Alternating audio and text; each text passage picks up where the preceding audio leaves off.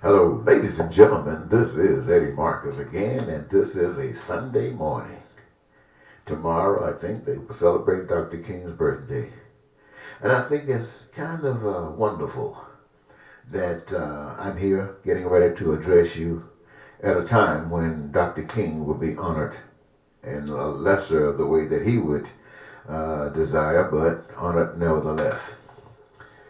You know, I have been spending many years dealing with this problem that we as people of this country have to endure.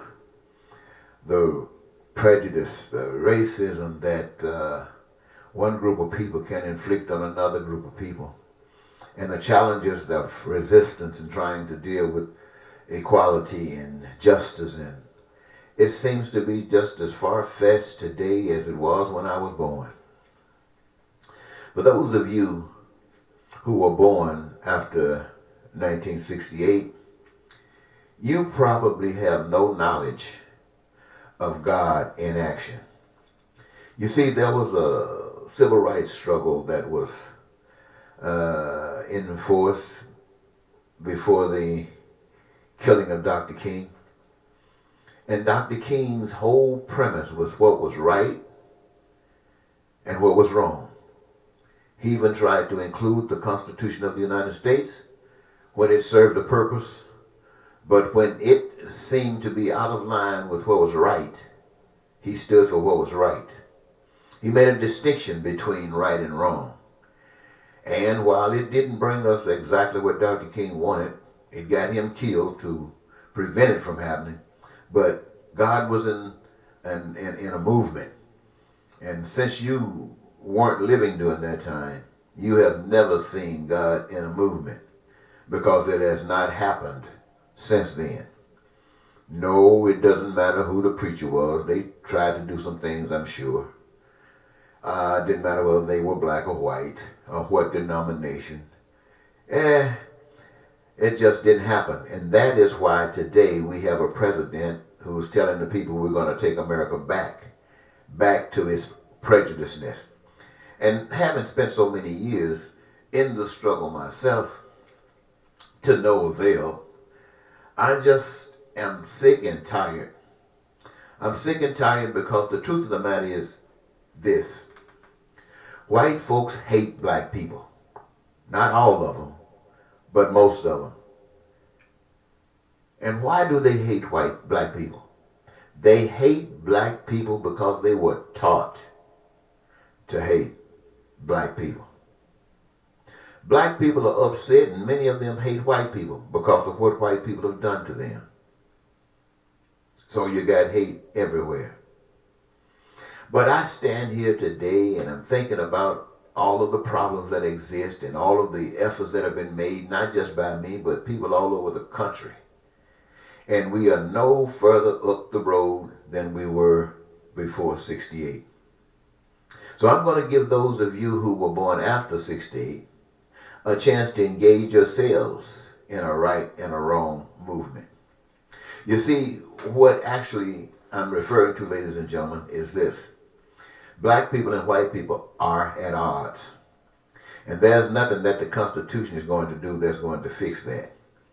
In fact, much of the problems that black people and other minority people have in this country are in existence because of the Constitution of the United States, how it was devised and how prejudicial it was.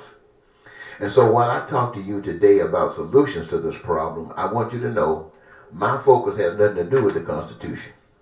I recognize the Constitution is a bunch of rules that are set up by some people.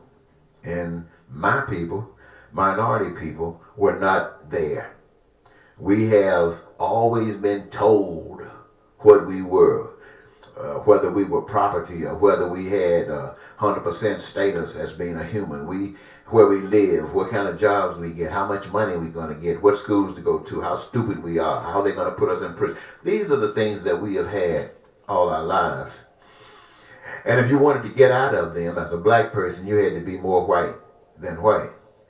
I know this because there was a time when I recognized, well, I didn't recognize it, but I eventually recognized that I was whiter than white. I believed I could achieve anything. I believed I could talk to any white man and get exactly what I want.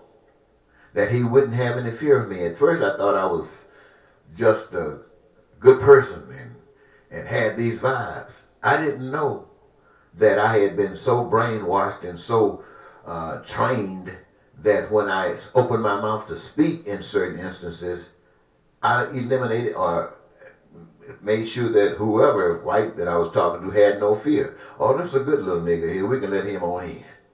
It took me a long time to wake up and find out that I was that kind of nigga.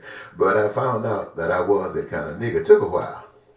And so, ladies and gentlemen, now that I see that same oppression, that same old crazy stuff going on in the world today, and I've spent so many years trying to bring attention to it and solutions to it and have not done anything in that regard that you can measure, I sit here today, I'm so frustrated, and I think about this thing. What can we really do? Republicans and Democrats at odds with one another because they represent different interests. And there's a power behind both that keeps it on the track that is on, going the places that it goes, and the people that have been left behind since the beginning of this nation is still left behind. So I ask myself, how do we fix this? We can't wait on the white man. He's not going to fix it. Black man, he's not going to fix it. So who can fix it? So I think, and I'm reminded back in the 60s when Dr. King was around, when he was the example. Now, there were many examples I've heard and read about before the end, but this one I saw. This one I worked with, not directly with Dr. King himself, but some of the programs. I was young, a teenager, but we had engagements for young people to help bring about the necessary changes that would be required. So, as I sit here today, ladies and gentlemen, we got to change this from Republican and Democrat. We got to change this from white and black. And I propose to you, the people of America, that we make this a right and a wrong situation. That we make this a God and Satan situation. A God and Satan. What am I saying? I'm saying that I am advocating right now, ladies and gentlemen, that we present ideals that represent God. And ask those of you who say you represent God to put some bodies behind it, put some powers behind it. And that which is left out as representative of God can also be articulated as representation of Satan. And I realize that Satan is going to get some bodies, but let's at least make the distinction from right and wrong. Let's make a distinction from where you stand. What's your point of view? Where do you stand in your philosophy of life or your life itself? Now, for those of you who do not know what I mean when I talk about God, this is what I mean when I talk about God. I talk about God as being the creator of all existence. But just to keep you from being confused, let me just boil it down a little bit to the creator of this earth. And all of the things that this earth is capable of doing, how it is, etc., etc. God did that. And when I say God, I'm talking about you and I had not one thing whatsoever to do with it physically, as far as I know. God did it. And God prepared this earth to do any imaginable thing that perhaps will be done here on this earth by those that are on this earth. That's God. Now, God put us on this earth. And putting us on this earth, that means he made us and he designed us in such a way that in order for us to exist or continue existing, we have to have survival needs met. And we've recognized those survival needs basically as food and clothing and shelter and education and health care. Now, there are a lot of other things that's done, transportation, trying to go to the moon, trying to deliver a train track straight to hell. I hope you close that door before the fire heat come up. But we're trying to do all of these things. And so, as we try to accomplish all of the things in this world, let's think about how God designed that when human beings have these certain requirements, that he also invested in individuals the ability, an interest, a desire to participate with some type of career that allows you to be free, that allows you to receive joy in your life, to understand that you have a connection and that you have purpose and you're not just here, but you're serving a purpose that everybody benefits from. God designed that. And in so doing that, some people built houses, or should I say, some people built shelters and to make sure that no one was ever without shelter. Some people took care of nourishments to make sure that we would always be able to provide food for ourselves. Some people were responsible for education to make sure that we could have available to us whatever comes out of the unknowing to the knowing, so that it could benefit those of us who require it for the benefit of the nation. We also understand that God designed, you heard it said that you can pray and heal yourself. But we're living in a society today, you can pray and you dying. So God understood that and qualified some people with the health knowledge, so that anything, any diseases or the sickness that we might come up with, they can have the intellect to be able to deal with it. I mean, God set that up, protecting us from ourselves. And each one of us, all the people that take care of shelter, they're providing shelter for everybody. People who are taking care of health care, providing health care for everybody. And so on and so forth. But they're doing it for the people. They're doing it so that we can be protected, not for money. They're doing it so we can have peace, so we can be prosperous in our lives. They're doing it so we can be joyous, so that our dreams could come true. There won't be any racism, any bigotry, any lying, cheating, and stealing, and terrorism, and war, and crime, and poverty. That's what I'm telling you when I talk to you about God, ladies and gentlemen. I'm saying that God provided this earth. God provided all the resources. God provided us. And here we are. All we got to do is exercise the gifts that God has given. Now, for those of you talking about how this is going to be paid for, that's the individual's job. That's them making a career choice and giving of themselves to be a participant in the creative process of all of the resources that's standing back there in the reservoir of goods and services. They have designed it. They have produced it. Humankind have produced it for one another so that we can be in peace. That's God's plan. That's God's plan. I'm calling people out there in every church, in every denomination. You ain't got to be in no church. You just be on the street and got some sense. That works for you. Now, one thing have I said in that does not work for you, because that's God. You see, God gave you breath. You breathe. I breathe. And we both walk around. That's God's doing. The preparing of the food so that we could all eat. That preparation was made by God. Now, what would stop it? What would stop it? The anti-God. His whole endeavor is to go over and out and about and in and up and down and all around the earth, trying to see what he can mess up. What he can mess up. And so what he starts doing is start lying to you, telling you what God has told you or what you have learned since you have been alive is all fake. There are some things that could be better. And right away, the anti-God starts telling you that you are better than others. Now, in America, that's white folks telling themselves that they're superior to all other people. White folks saying that they're superior. That's the devil. That's Satan's word. Saying that you deserve more. You deserve best. That's Satan's voice. And all of a sudden saying the way to milk the situation is stop respecting and honor one another, doing to them as you would have them to do unto you, but work for the devil. Work for Satan. Satan will pay you. You ain't got to love a darn soul. Just do the work that Satan told you to do and get the money. That'll buy your car. That'll buy your bed. That'll buy you some food. That'll buy you what you want. He doesn't tell you that creates lying. That creates cheating. That creates stealing. He doesn't tell you that means that some people are going to be able to profit so much from this system that he has designed that they don't even have room to harness the stuff that they've stolen from those who don't have. Their banks are running over. They used to say barns, but now their bank accounts that are so packed they got to take the money outside of the country and take it to another country and hide it. That's Satan, ladies and gentlemen. When people are trying to get this education and they don't have money to go to school because somebody says you got to pay and you got to pay high or go in debt. That's Satan. That ain't God. And when you go to the doctor and you need something, you don't even have co-payment. You need some particular treatment that they have jacked the price up so high there's no way you can get that treatment. That ain't God. That's Satan. Satan, ladies and gentlemen. And when all you're trying to do is breathe and somebody's trying to choke you and hang you and shoot you down in the streets, that ain't God. That's Satan. So I ask you, the American people, where do you stand today?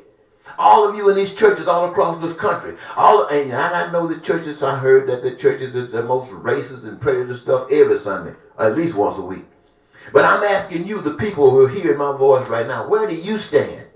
Those of you who are upset and complaining about what's going on today. You know the indication is that you are upset, but where do you stand? What are you willing to do?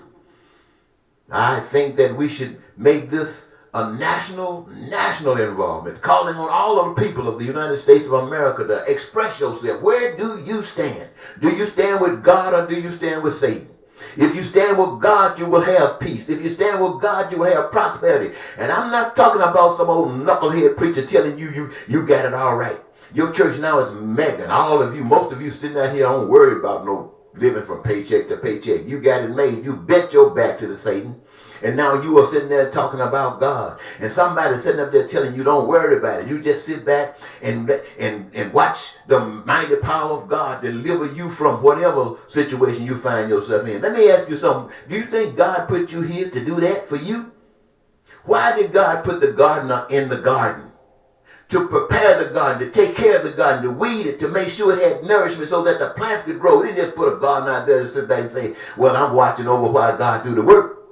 Your butt is put on this earth to do the work of God. If you say you know God, do the work of God. That's what Dr. King showed us. And doing the work of God might not have got us where he was trying to get us, but it got us to vote. And those people who came behind Dr. King, who was lying and playing games and just riding on his coattail, ain't done a darn thing since. And the nation has suffered for it. The nation has suffered to the degree that we got Donald Trump sitting up in the office talking about how much hell he's going to create. And got all these evil...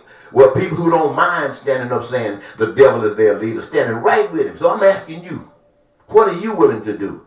I think that in every state in this union, people should rise up and start separating themselves from Satan. Stand up for what God is about. March. Claim yourself as representatives of God. Stand up for those things that you know that God wants done. And stand against that crap that Satan is trying. And let the people know by their actions and by what they speak about and what they stand for. Who are you with? Going to church don't mean you know God. And I'm not trying to put that down. Because that might be the place to go so you can learn about God. Chances are you won't learn what you need to know.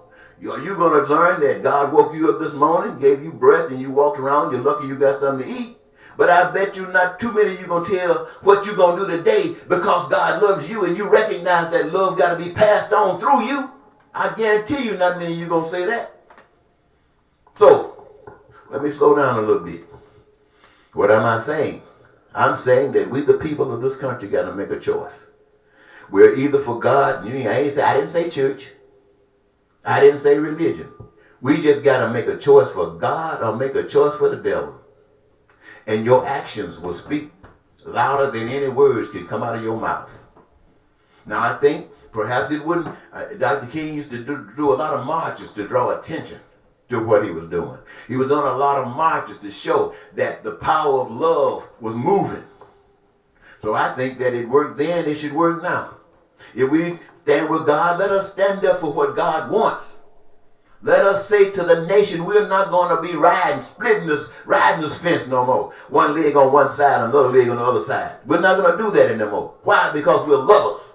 Why? Because we want the same thing for every American and anybody on the face of the earth that we want for ourselves, and we do not have to be ashamed. We don't have to put one leg across the fence and another on the other side of the fence.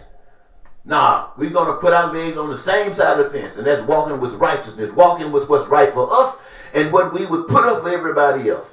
And let those other people walk on the other side so we can see them as Satan, so we can see them as the destroyer, so we can see them as the haters, the one that perpetrate all of the viciousness that happens on this earth.